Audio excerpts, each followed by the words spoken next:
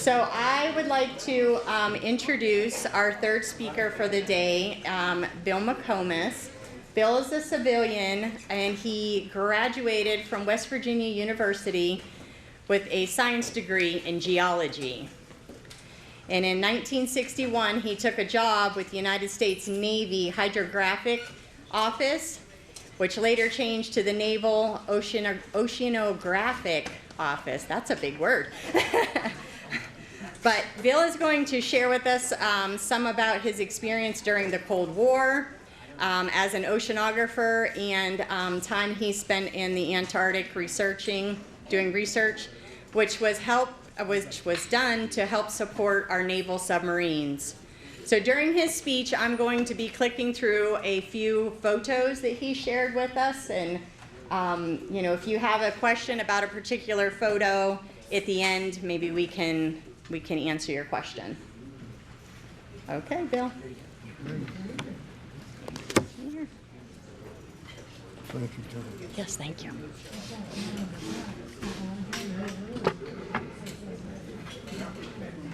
Hello, everybody. Can you hear me okay? All right. Thanks for coming, and I've always recognized what a fine job they've done here at the Active Aging Center to honor our vets and active duty men and women. And I've always been impressed by it, and I feel grateful to be able to contribute something to this program. As Murphy's Law would have it, this thing quit on me before I could use it. But fortunately, I've had the good fortune to have Tammy and Loretta to help take some of my slides and fix them up here on the wall for you so you can get an idea of what was going on. And a picture is worth 1,000 words. Maybe it used to be, probably about 20 or 30 now for me. But I'll try not to keep you too long. They hired a bunch of us young people and some girls, and sent most of us to ships to do oceanography. They trained us on the job how to do physical oceanography, which amounts to determining what currents are in the sea most of the time, tides and all that kind of thing, and what happens if you find the density in one spot at a certain level, and you have to find the other 40 miles away, you'll find that density might be slightly a different level, and this causes a current. And you have to have a box in order to get the real current, rather than just one aspect of it. And so a lot of them did that, and they sent a couple of those hillbillies up to the Arctic ice station and to support the submarine operations up there. The Cold War was practically over with as far as I was concerned when I got there, because when I arrived at the Arctic Research Station in Point Barrow, Alaska, the remains of one of these dew line towers that had radar, those things had been installed all the way from the Bering Sea all the way across Canada to Hudson River. And in fact, one of them fell in the Hudson River about 1958, fell in there and drowned 14 people, half civilian, half military. And when I got there, here was one of them dismantled laying on the ground there at Point Barrow. And I got to thinking about that, and I realized that the aggression shown by the Russians was probably starting to ease off, mainly because so much time had passed. It was, when you think about 1961, when I went up there, 20 years before that was when Hitler violated his pact with Stalin. And he had divided up Europe between the two of them. And that was in '39. And I think all he wanted to do was get him off his back so he could focus on Poland. Because less than 2 years later, he comes in and attacks Stalin from the rear and chased them. They fell back 3 years before he overextended his supply line. They were able to counterattack him. And they came back with a vengeance, man. They were just kicking butt all the way and taking land all around them. way past the end of the big war. I mean, this was in 1950. I remember they were still taking land then. And when they challenged people in the Middle East, they went in there like they were going to take over the Middle East pretty much, and that's when we fortunately had one aircraft carrier, perhaps two, but I think only maybe one. The rest of them had all been mothballed, and the crews all sent home to rejuvenate the workforce to begin the new work season. So we were fortunate to be able to throw together a crew to take that one carrier up there and face down the Russians, and they kind of calmed down. And then, to make it even easier to back down, in 1953, Admiral Rickover was successful with his team to convert one of our submarines to nuclear power. And nuclear power on a submarine is all the difference in the world, and they knew it. And they were 4 years later before they could get it done, Russians. And they didn't have any carriers, no flat tops in their group. So I think those items that came along are what pretty much stymied their attacks and their desire to take over the world and come down here even. So when I got up there, they were probably trying to figure out what to do. I helped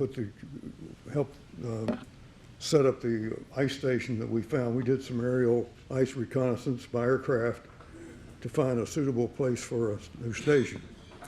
And the Russians had shown us that just the fact that you happen to know what the report of the environment or barometric pressure across the Arctic pack, based on reports from all the countries surrounding the Arctic Ocean, that's a big area in there that doesn't have any reporting. And to determine what that barometric flux is across there is almost impossible, even though each country shared this with the World Meteorological Organization, WMO. And even though they did it every 6 hours, 24/7, and furnished this place, and then it was shared by all the countries surrounding that, the Russians realized early on, 1937, I believe, is when they first started putting stations out on the ice pack, to give them a better appreciation of what to expect in the way of divergence and all this, and shear of the ice that would open up water and close it. And so when they started putting stations out on the pack then, they were supporting their ship fishing fleet that operated in the Russian subarctic. And so they needed all the help they could get with that weather they had around there. And so they started putting these stations out, and we realized the same thing when one of our submarines tried to dive under one of these ice protuberances downward, just like an ice cube in the water. I think 7/8 of the ice cube has to be underwater before it displaces enough water to get buoyant. But when you have all the pressure by the winds applied over thousands of square miles, with the help of the sail effect offered by these ridges, the wind really hits those ridges and drives that ice, crushes it all together. And they found that a lot of these ridge drafts down below the surface were well over 100 feet, even with this topside ridge may only be a couple feet high. And that's where this guy kind of made a mistake with the submarine. Plus the fact that because that whole vast wasteland of ice-covered sea there, they didn't have very many soundings of the ocean depth, just enough of them to know it was an ocean. But here this guy happened to dive right where there was a shoal. And when he hit that bottom, he bounced up and hit that ice ridge draft, bent his sail over, and they had to go to Hawaii to get repairs. I saw a picture of them going into Pearl. The thing about halfway up the sail was bent over like that, and they had a flowered lei hanging around the thing, sailing into Pearl with that. So humor always helps. But they realized then that they needed some people up there to help learn more about the ice, and some people, meteorologist types, that were there to help do the weather. And in fact, we eventually got a second station, and that's where I came in to help build a second one. And previous stations, they had to leave them every summer because of the melt, and then they'd reestablish the station after the fall freeze up. And this was a pain and expensive. So when we occasionally find a piece of glacial ice, well, which has come off of, say, the Ward Hunt ice shelf, which is up north of Greenland, and this stuff would ease off into the water over a period of years, and it would finally displace enough water to become buoyant and hinge up and break off, and then drift with the pack ice. But they were huge, and you could tell them from the air because they had parallel drainage. So you could establish your camp across one of these ditches, and then maybe the aircraft landing spot across the next, maybe the next area. And that way you didn't have to abandon every year. The little creeks that were all parallel, they just drained the snow off every year, and then it would re-snow on it again. So anyway, these were quite valuable. And they had found one in 1950, and this was called T3, Target 3. And it was over 200 feet thick. And then when we came along, we were lucky to find another one. But it was older.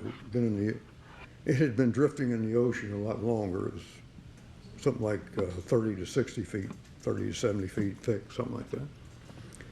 And but we occupied that one.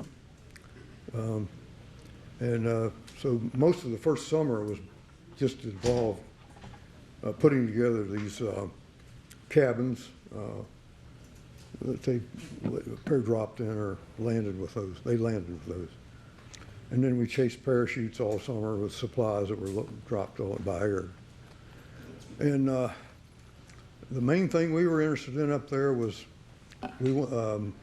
my boss wanted me to set up a stake line so that we could watch divergence and shear and all that with the stakes moving with respect to one another, either extending or sideways. And it didn't pan out too well because the ice station was so much more massive than the sea ice that you would, every time the wind would pick up, on the downwind side of the ice station, the pack ice would start moving away and open up a lead there. And then as soon as the wind abated, the pack ice would stop drifting pretty quickly. But the glacial piece that where our camp was situated on would keep drifting longer and close up and open up one behind it. So this was this constant back and forth, opening and closing. And the bears loved it. We had a lot of polar bears around. We had to watch out for them, especially at night. But they would track us even in broad daylight.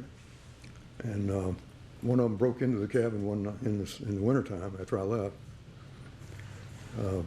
2-year-old, about 500 pounds, and Mama had just abandoned him, probably expecting a new one, probably. And he pushed out the window panes and was trying to get in. Anyway, the best help we had was from the submarines. They would travel under the ice pack, and I think they must have used side scan sonar instead of their regular sonar because they made perfect images of all these under ice ridge drafts that protruded downward. And they'd send them on, tape them on paper like photographs and mail it back to Washington, D.C. So when I got off the station, I'd be back there sorting through those things. And then to get the comparable one that's part of the ice above the ridge drafts, we flew over that. They did ice reconnaissance, aerial ice reconnaissance over that. And the crew consisted of active duty aerographer mates, and then they had one chief on board and one commander flying the aircraft. And then we would fit in, us civilians, one of us at a time, would fit in with that group. And we'd count ridges from one position in the plane for a couple hours and then rest an hour, and then we'd run over to the port blister and count water holes for another 2 hours, and then we'd go to the third position and actually map the ice below. And this was all a little subjective, but everybody that had done ice reconnaissance, we knew young ice, young winter ice, medium winter, old winter, and multi-year, which had endured at least one season of melt. And all the ice blocks, instead of being sharp-edged, were all smooth. So you knew it had endured at least one summer of melt. And so we could judge that, but when you judged this ice, there was a range. You know, it might be 2 to 4 feet or 4 to 6 feet or that kind of thing. It wasn't real accurate. And particularly on the night during the winter time, when they also flew these flights over the ice in the winter. When they flew those, they had to fly the aircraft about 300 to 500 feet above the ice, real close, so you could see right directly under the aircraft, but you couldn't see sideways. So they realized right away that they needed some kind of equipment that would survey that. And they started out using infrared scanner to try to replace and be able to see abroad from the aircraft line at night. And this worked except if you had cloud or fog, and infrared would not penetrate this. So there's a lot of gaps in the measurements. So the next technology they investigated was microwave technology. And when I was involved with setting up the ground truth studies for that on the ice, and they were going to fly over it and compare, hopefully to be able to use shades of gray like we would see with our eyeball and convert and apply that directly as the real eyeball, you know, the shades of gray. See if it was compatible with what we saw as shades of gray. And so they were all getting ready to, they were on the way up there to fly over that. We had the corners of this square quarter mile or whatever it was with fires going, so this would show up as white spots on their film when they got it. And then we measured the snow depth and the temperature on the windward and the leeward, and we cored the ice to see salinity and temperature variations that might affect the readings that we got from the microwave. And by golly, wouldn't you know it, Neptune was up there. He split the ice open right when these guys were flying up there. And so we tried to restudy the ground truth area after they flew. We just told them to go ahead and aim for the last two charcoal fires and then just stay to the right of it and fly over that a couple of times. And then we would, as soon as the ice hardened enough for us to cross over, we would study and then send them a report back quickly, so it probably wouldn't matter too much, but it would matter some. It'd mess things up. And that's when I came to realize that ice, if it's salty ice, your weight will buoy you down with it. It'll just sag down instead of, not near as brittle as fresh ice. It doesn't just crack and break. It just bends down with you. It was kind of interesting because it shook me up when it bent down with me. I was trying to crawl across this area. But anyway, I did that for off and on for 5 years. I spent 9 months up there totally, and then another month flying with them. And I transferred to ships to do physical oceanography, and there was a purpose other than just finding currents. This had to do with the sonars, and there's like 4 modes of sonar: surface duck, refraction, bottom bounce, and sound channel, deep sound channel. And the main thing we were concerned was with bottom bounce and the refracted rays of sound. And if you consider that sound varies directly with temperature, salinity, and pressure. And of course, in the upper parts of the water column, temperature and salinity can vary according to seasons.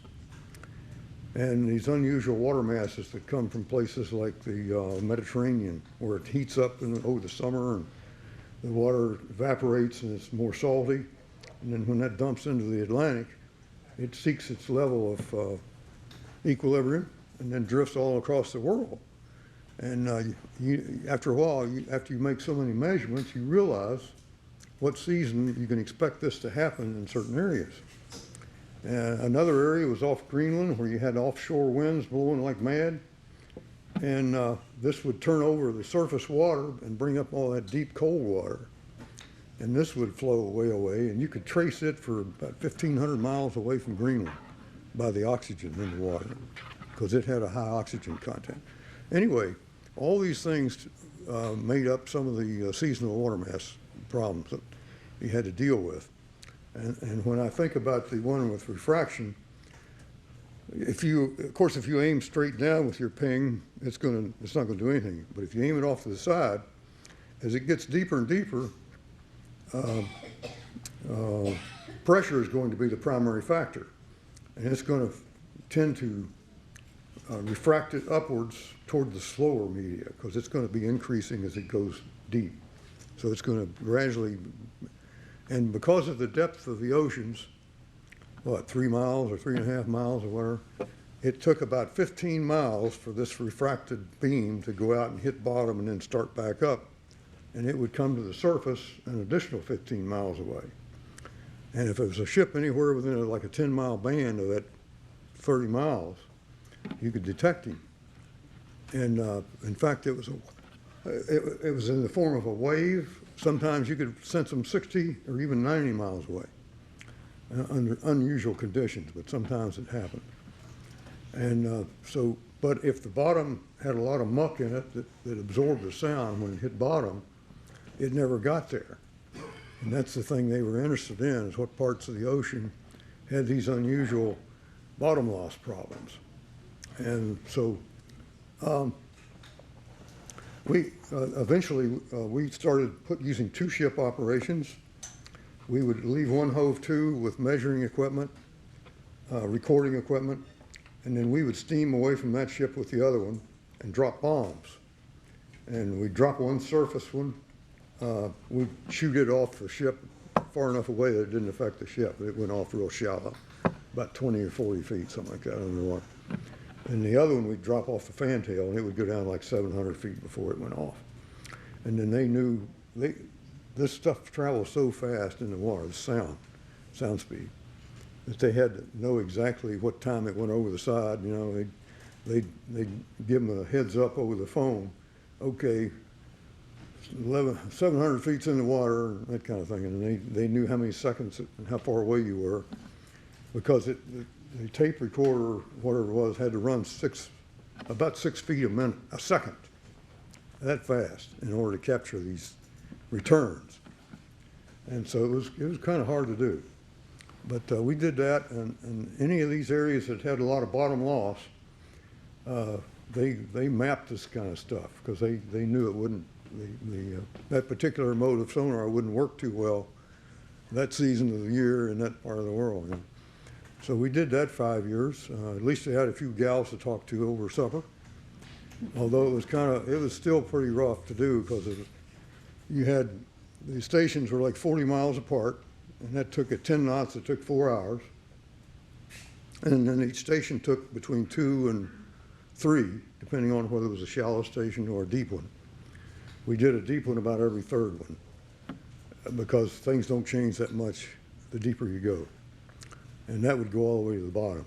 And we'd put these bottles on and lower them all the way to the bottom, and then let them soak for a while and trip these bottles by dropping something down the line. And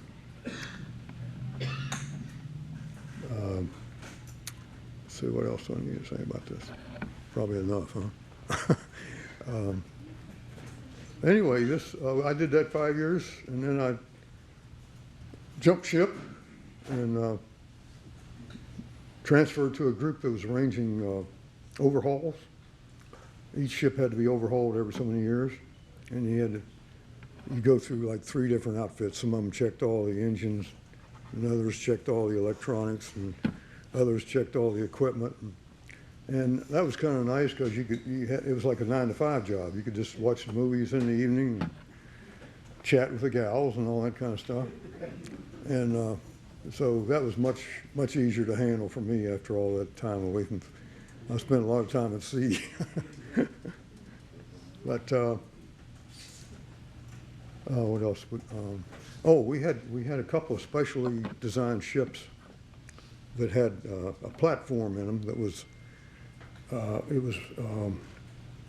movable by it had high-speed pumps, hydraulic pumps on each corner, and this could nullify the pitch and roll of the ship in order to collect gravity data. And the gravity data was important not only from the scientific aspect, which helped you understand the mass, distribution of mass below the sea bottom. It also helped you steer guided missiles.